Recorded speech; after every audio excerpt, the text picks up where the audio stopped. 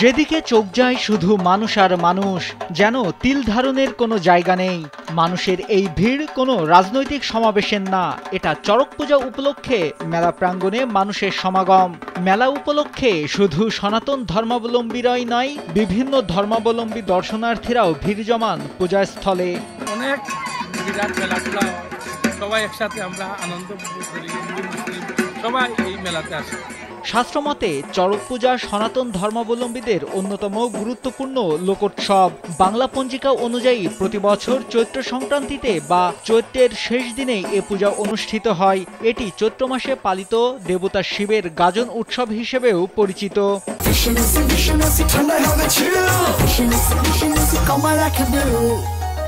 বৈশাখে একটি বড় ঐতিহ্য হচ্ছে যে এই চড়ক পূজা।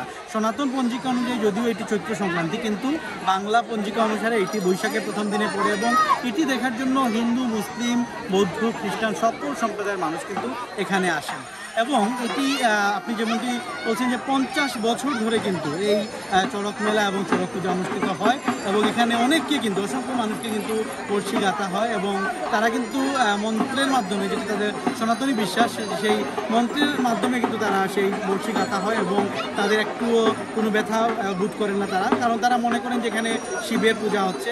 এই উৎসবকে কেন্দ্র করে বিভিন্ন স্থানে মেলা বসে। তেমনই সিলেট নগরীর লাক্কাতুরা চা বাগানে সোমবার বিকেল 4টা থেকে সন্ধ্যা 6টা পর্যন্ত চড়ক পূজা অনুষ্ঠিত হয়। পূজাতে দেবতা শিব ও কালীর নৃত্য করে দেখান সন্ন্যাসীরা। এরপর কয়েকটি ধাপে পূজার মূল আকর্ষণে যান তারা। চড়ক পূজার অন্যতম আকর্ষণ নিজেদের বর্ষিতে গাঁথা। এ বিষয়ে সন্ন্যাসীরা জানান, বর্ষিতে গাঁথার আগে তাদের কোনো অনুভূতি থাকে না, বর্ষি গাঁথার পরও ব্যথা পান না তারা, রক্তাক্ত হন না, যে ক্ষত হয় সেটা কিছুদিনের মধ্যে ঠিক হয়ে যায়। শিবের কাছে তার আত্মসমর্পণ, মানুষ যখন আত্মসমর্পণ করে তখন তার দুঃখ বেদনা কিছুই থাকে না, অনুভূতি হয় না, যদিও হয় সেটা সে বুঝতে পারে না। এটার মধ্যে কোনো গুঞ্জা দুটনাফু কিছুই নেই। মানুষ যখন আত্মনিবেদ হয়, প্রেমে যখন বশীভূত হয়, তখন অগ্নি বান কিছুই সে তার মানে দুঃখ বলতে কিছুই থাকে না।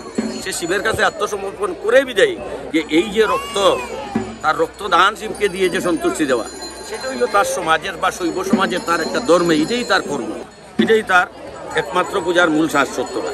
সেটা যদি না দিতে পারে তাহলে বুঝেই হলো, কোনো এফেক্ট নেই, তার কোনো ইনজেকশন, ঔষধ, দাওয়াই, ডাক্তার কিছুই লাগে না। পূজা উপলক্ষে মেলায় আসা দর্শনার্থীরা জানান, ধর্ম বর্ণ নির্বিশেষে এখানে সকল শ্রেণী পেশার মানুষের আগমন ঘটে। সব ধরনের মানুষের এখানে সমাগম হয় এবং সব ধর্মের এরা এখানে আনন্দ ফুর্তি করতে পারে, সেটাই উদ্দেশ্য। এটা আসলে খুবই অপূর্ব। আমি আসলে যেখানেই থাকি না কেন, চড়ক পূজাতে এইখানে আসার একটা অন্যরকম অনুভূতি। আপনারা দেখবেন যে এখানে আসলে মানুষজন এত নিজে থেকেই এত শৃঙ্খলা এবং চরম ভক্তি, শ্রদ্ধা এবং সব সম্প্রদায়ের লোকজন এই আজকের যে চড়ক পূজাটা এটা ওরা উপভোগ করে। প্রায় 40 বছর ধরে সিলেটের লাক্কাতুরা চা বাগানে বাংলা নববর্ষ উদযাপন উপলক্ষে চড়ক পূজা পালিত হয়ে আসছে। চা বাগানের যুব সমাজ এই পূজার আয়োজন করেন। পূজা উপলক্ষে মাঠের চারপাশে ও রাস্তায় মেলা বসে। মেলায় গ্রামীণ ঐতিহ্যের বিভিন্ন রকমের জিনিসপত্রের পসরা সাজিয়ে বসেন দোকানিরা। এতে ক্রেতাদেরও উপচে পড়া ভিড় হয়। নাইমুল হাসিব, কালবেলা।